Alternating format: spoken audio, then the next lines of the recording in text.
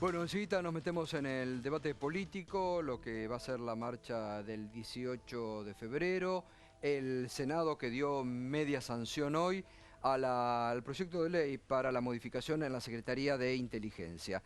Un dato de la política, porque usted sabe que, bueno, estamos en este año electoral, donde las piezas se mueven prácticamente todos los días y donde el radicalismo va a definir aparentemente en una convención nacional el próximo 14 de marzo, qué postura va a tener.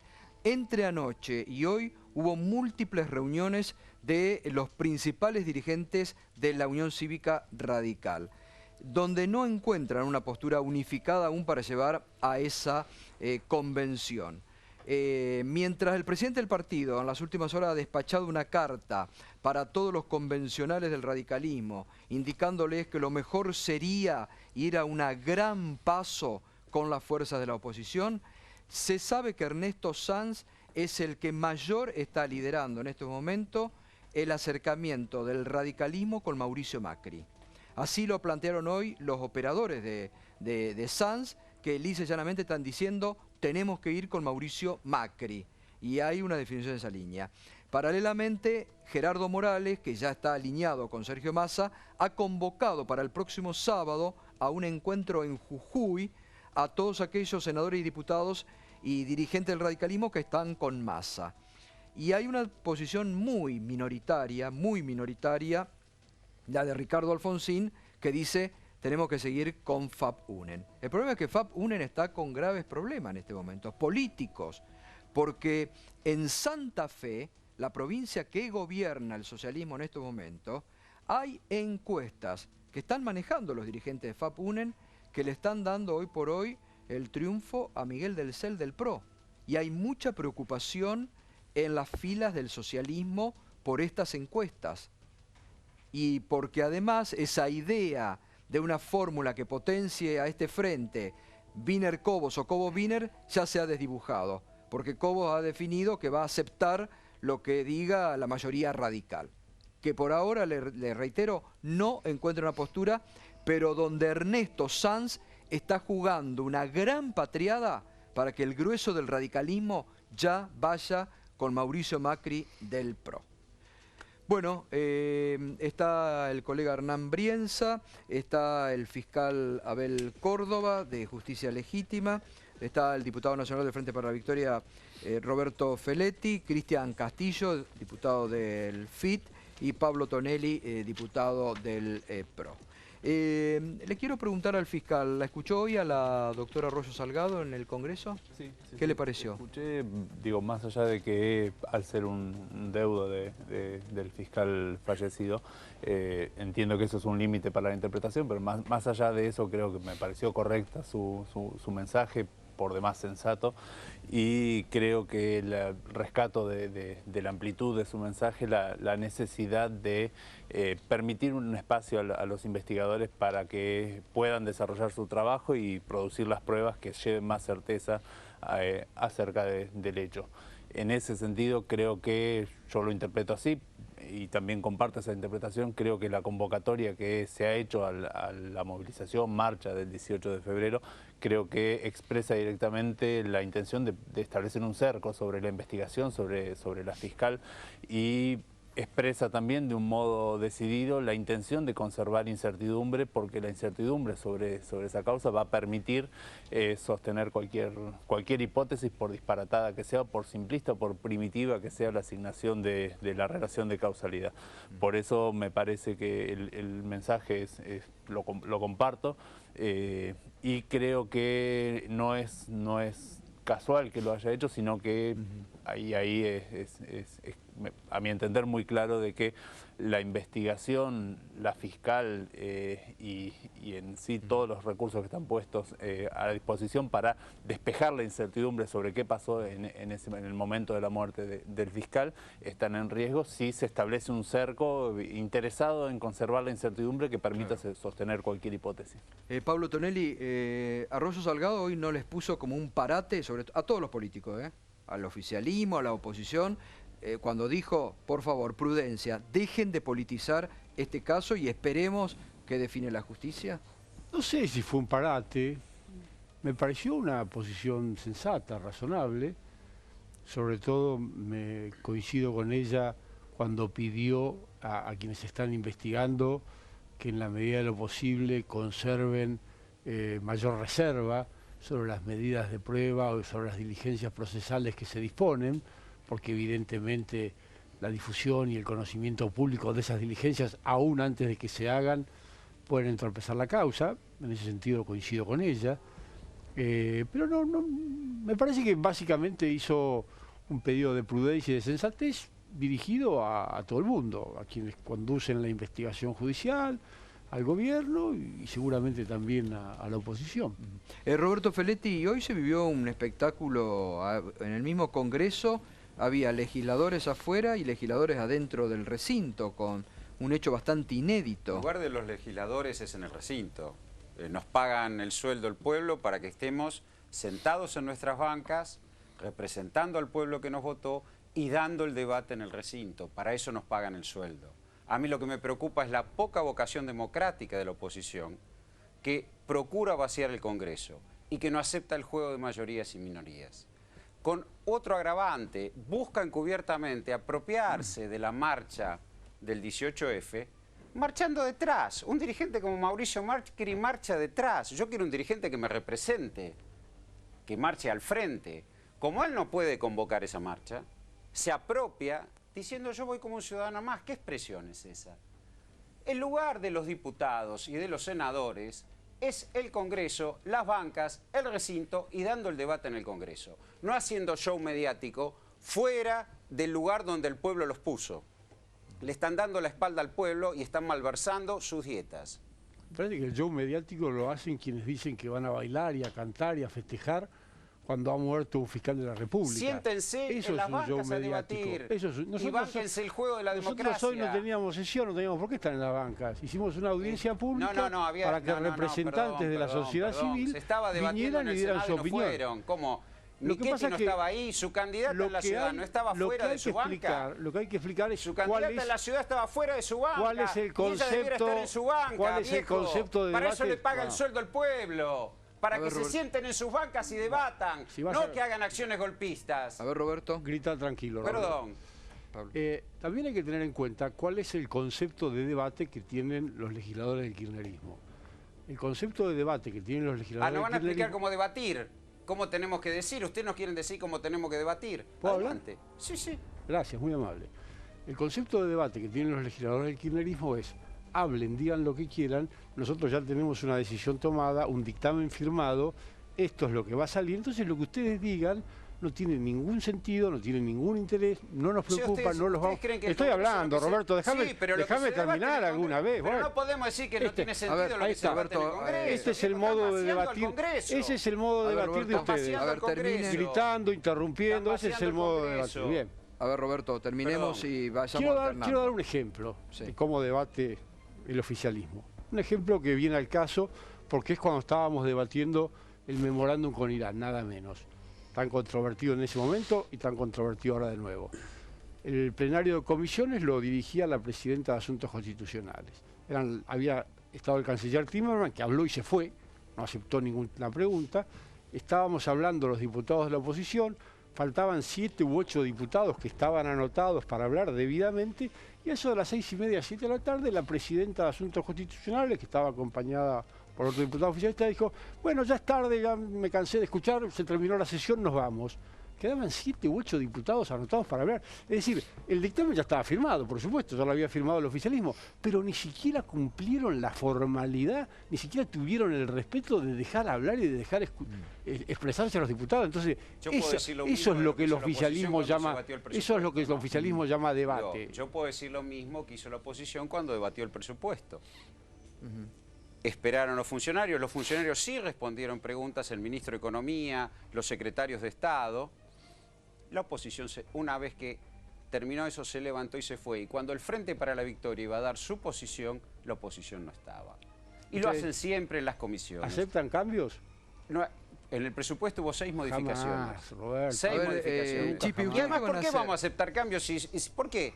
Si ustedes son la oposición y nosotros, ganen votos y gánenos con los votos. A ver, No, ¿ustedes qué llegan. van a hacer, Chipi, en el Esperemos. Congreso? En Nosotros diputados. en diputados vamos a presentar un dictamen por minoría, donde bueno, vamos a plantear lo que venimos sosteniendo en este debate público, partiendo de una cuestión, que acá a veces la oposición no va y los funcionarios del oficialismo tampoco van. Cuando se lo citó a Berni a declarar, no fue. O sea que no es que unos van y otros no. Esto es una utilización que hacen porque yo creo que hay un poco de artificial a veces cuando se discuten cosas un tanto secundarias. La muerte de Nisman ha puesto sobre el tapete cuestiones muy graves, de las cuales muchos se hacen los osos porque no les conviene que se discutan. Se dice que la Secretaría de Inteligencia estuvo colonizada en todo este periodo por la CIA, la DEA y el Mossad. ¿Y qué consecuencias tiene eso? ¿Quiénes han sido los responsables de esa colonización? De ya que Macri quiere que siga colonizada por la CIA y este gobierno toleró, sostuvo y alentó eso porque controlaba con Larcher y Casuriaga los jefes formales de Estiuso. Pero estos años estuvo así. Se dice que los jueces federales estaban digitados por la CIDE, toda la justicia federal, y que siguen en funciones, como si nada. Se dice acá que los servicios de inteligencia han cometido todo tipo de delitos y tropelías. ¿A quién han mandado a indagar? ¿Qué nombres han dado? Comentaban recién ustedes una purga de 180 más. ¿Cuántos van a ser procesados?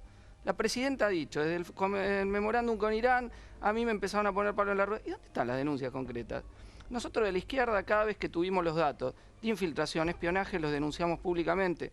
Denunciamos el Proyecto X. Y ahora, la policía que declaró en el caso del prefecto por el robo de Massa, dijo que representantes de 4 fuerzas de seguridad, sus miembros de inteligencia, se reunían a controlar la protesta social en un organismo controlado por Berni.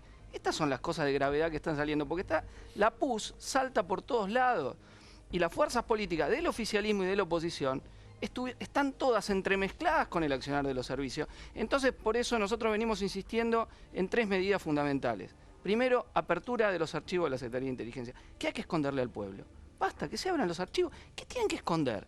¿Que hacían espionaje político? Que quede claro todo lo que hacían, que quede claro en particular en el caso de la AMIA. Si no, no vamos a llegar a la verdad. Segundo punto que planteamos, comisión investigadora independiente. No podemos confiar en que este aparato judicial, colonizado por la CIDE, según dicen todos, va a ser el que va a llegar a la verdad. Tercer punto, castigo a los crímenes cometidos tanto por funcionarios políticos que tenían a cargo la Secretaría de Inteligencia, como por los mismos espías, porque sino que acá decimos, tiraron carpetazos, estuvieron en asesinatos mafiosos, todo, y acá no ha pasado nada. Acá no ha pasado nada. Ahora va a un juicio, perdón. Ya sé, el juicio de encubrimiento del AMIA, pero esto es... Perdón. Sí, pero es un aspecto, Robert, es un aspecto. ¿Cuántos carpetazos hubo y accionar ilegal? Para reformar los organismos de inteligencia. Sí, pero borrón y cuenta nueva. Y lo que hicieron, ¿cómo? Y lo que hicieron en todo, lo que hicieron y lo que hizo todo el aparato de servicio. Bueno, ¿a cuántos denunciaron ustedes? De los miembros del aparato de inteligencia. ¿O no cometió no hubo ninguna ilegalidad cometida por la Secretaría de Inteligencia? Nadie se animó. No hubo un gobierno que pusiera en discusión esto como se ha puesto aquí, como lo ha puesto la Presidenta. No hubo un gobierno desde que vino la democracia para debatir esto y ahora es el momento de debatirlo. Y no en vano la oposición no quiere debatirlo. No en vano la oposición no quiere debatirlo.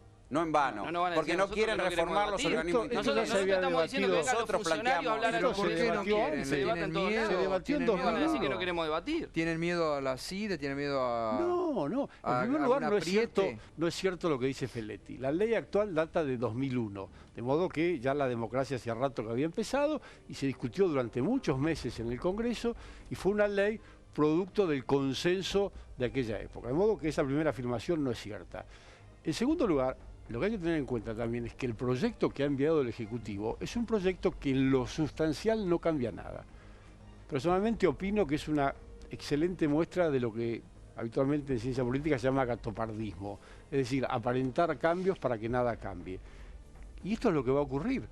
La estructura de la Secretaría de Inteligencia se mantiene, el personal se mantiene, las misiones se mantienen, las tareas aunque la ley lo prohíba, hacen espionaje interno sobre las organizaciones de trabajadores. Ahora va a estar prohibido, digamos, el acuerdo legislativo. Está prohibido, lo hacen. El acuerdo legislativo. Nosotros hemos demostrado que hacen inteligencia interna. El acuerdo legislativo. La Gendarmería, la Prefectura, la Policía Federal. No es cosmética. Américo Balbuena, ¿te suena Roberto Américo Balbuena? Perdón. ¿Te suena el nombre de Américo Que Balbuena? nadie se va a poder Servicio de relacionar, inteligencia de la que nadie del A ver, poder Chipi, público... infiltrado en la si no, agencia no se Rodolfo entiende. Walsh, A ver, ¿qué Chipi. hicieron? No, pues si no decimos que es cosmética, digo, acá primero, tiene que haber acuerdo legislativo para los directores, cosa que no estaba, acuerdo del Senado. Segundo, ningún poder público va a poder demandar por debajo y por las líneas acciones de inteligencia so pena de un delito penal si no hay una vinculación directa con esos directores. Digo, no me parece menor en el cambio. Y por alguna razón la oposición no quiere el cambio.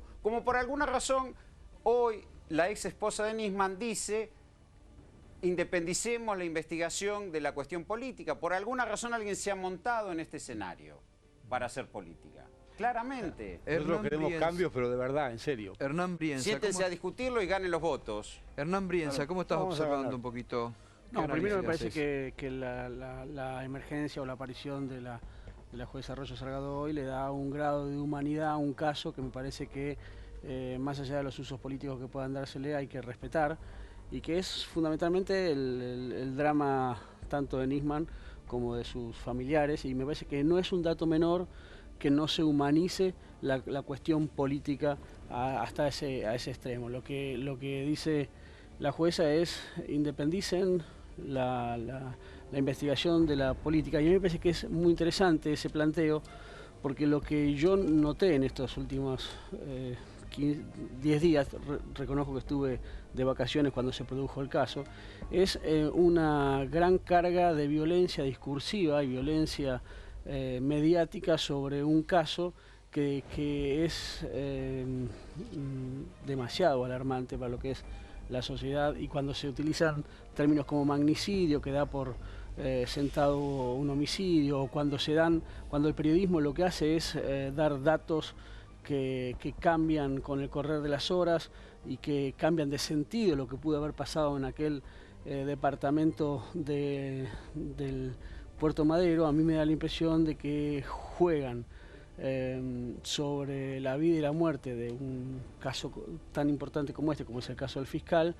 Se juega con interpretaciones que hacen muchísimo daño a la sociedad, y creo que una gran parte de la convocatoria de la marcha está manijeada, uno podría decirlo, o está influenciada por una serie de consecuencias lógicas sobre premisas falsas que se realizaron sobre el caso Nisman, ¿no? Digo, yo he escuchado durante estos días el debate de apareció muerto el día anterior a la presentación de su vida, claro. Y eso lo que genera es una inducción a un razonamiento y una conclusión que la inducción es falsa, porque que lo mató el gobierno. Lo mató el gobierno, digo, y a mí me parece que esa construcción mediática genera violencia sobre la sociedad, genera una convocatoria y una marcha que yo creo que es muy atendible. Yo no le tengo miedo a la gente en la calle, no le tengo miedo a las marchas, no le tengo miedo a la convocatoria.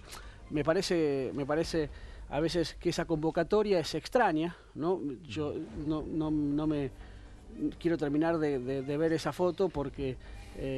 bueno, hoy no en vano, y le quiero preguntar a Córdoba, no en vano hoy los fiscales han salido a desmarcarse, yo creo que tardíamente, se lo decíamos el otro día al doctor Rívolo, hoy los fiscales han dicho vamos a ir con un corralito nosotros, lejos de los políticos, no queremos fotos con políticos ni con candidatos, pero no han permitido que se les cuelguen, digamos, los políticos de la marcha que originalmente la habían convocado los fiscales, ¿no?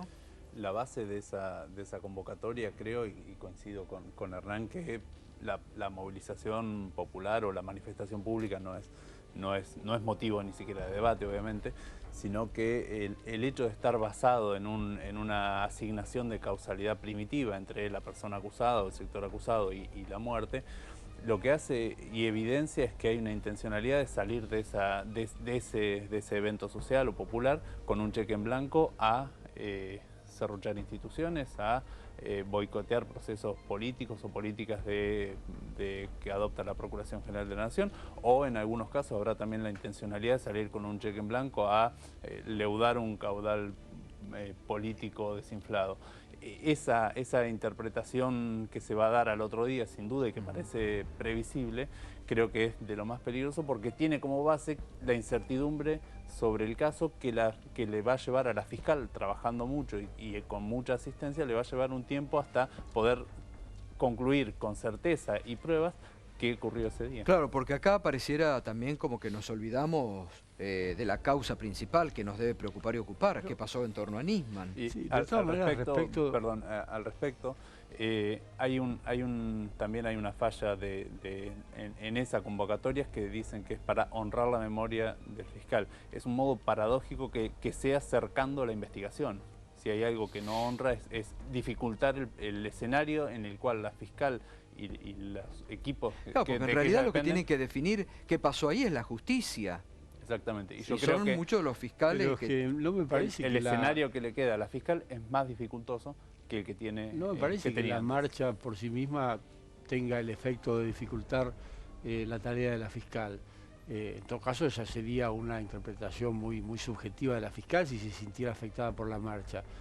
Porque no hay que perder de vista que más allá de la interpretación que cada uno haga, y que por supuesto, como decía el doctor Fait en aquella famosa frase, los hechos son sagrados, la interpretación es libre, la convocatoria con la cual ha sido hecha la marcha es una convocatoria de homenaje y de reconocimiento al fiscal Nisman. Ahora, Tonelli, Y con ese objetivo por lo menos voy yo a la marcha y va la gente que yo conozco y que ha manifestado su intención de ir.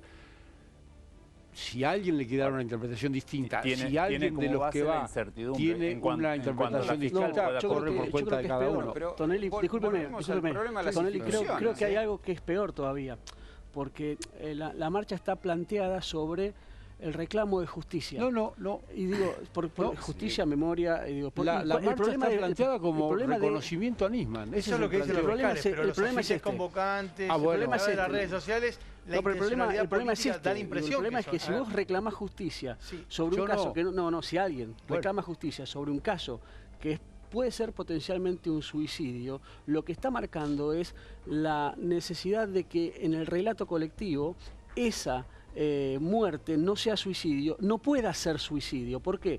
Porque si es un suicidio, no es justicia. Debe ser un asesinato. Creo que sí o sí debe ser algo peor ha sido. Está bien, yo entiendo eso, pero me parece que peor ha sido para cualquier interpretación, peor ha sido la confusión que ha instalado la propia Presidente. Que un día dijo suicidio, un día dijo asesinato, cambió la versión. Eso ha sido peor. A ver, Chipi. El cuestionamiento. A ver, Roberto, ya. Acá lo grave es el cuestionamiento implícito a las instituciones, que aparece de nuevo. Del mismo modo que los diputados y senadores de la oposición no se sientan en sus bancas a legislar y a debatir, sorprende que fiscales, incluso algunos cuestionados por las propias víctimas, convoquen a un reclamo de justicia cuando ellos son los que tienen que producir no es un reclamo de los justicia. hechos. Es lo que aparece en todos lados y crear ¿qué supone el cerco a la investigación judicial? ¿Qué quiere decir? ¿Que el Poder Judicial no funciona bien? Y no funciona. ¿Qué están diciendo? El Poder Judicial es una catástrofe. Eso sería evidente. Pero perdón. Pero eso lo dice el gobierno también. ¿Sabe por qué? Pero perdón. ¿Sabe por qué no funciona Ustedes bien? no van a la marcha, ¿no? A ver, ustedes no van a la marcha. estamos cuestionando el Poder Judicial. Digo, estamos cuestionando el Congreso, estamos cuestionando el Poder Judicial. Huele a antidemocracia. Tres cuestiones importantes. Primero, ¿vamos a llegar a verdad y justicia sin la movilización popular? No. Sin movilización popular no se va a llegar a la verdad y la justicia. Segundo, ¿esta movilización permite llegar a la verdad y justicia? No.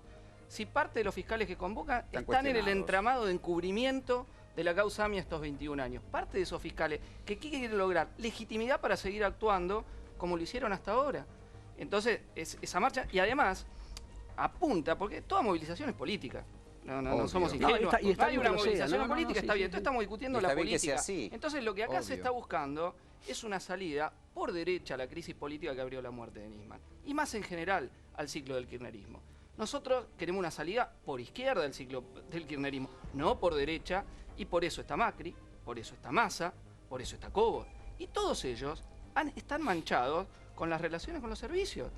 Tonelli, usted no me puede negar que Macri está procesado por Ciro James, por escuchas a familiares de víctimas de la AMIA, que lo puso Alfino Palacios, que va a juicio por encubrimiento de la AMIA, a organizar la metropolitana. Eso lo puso Macri. Entonces, ¿cómo no me va a extrañar que Macri quiera mantener el aparato de inteligencia? O el jefe de campaña de Massa, Juan José Álvarez, agente de la CIDE desde la dictadura militar, hombre del peronismo, que también estuvo en parte del dualismo, el gobierno, etcétera. Es hombre públicamente de la CIDE en la dictadura militar, es el jefe de campaña de Massa.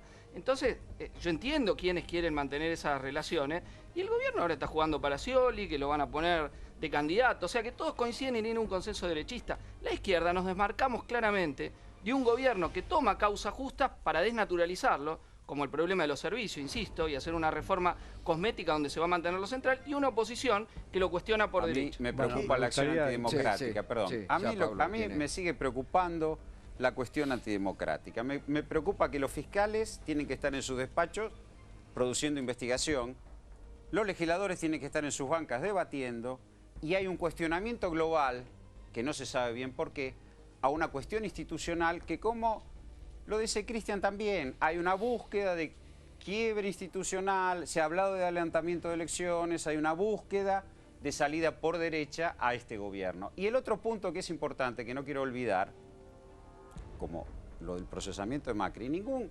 diputado oficialista del Frente para la Victoria habló con jueces o fiscales que procesaron a Macri.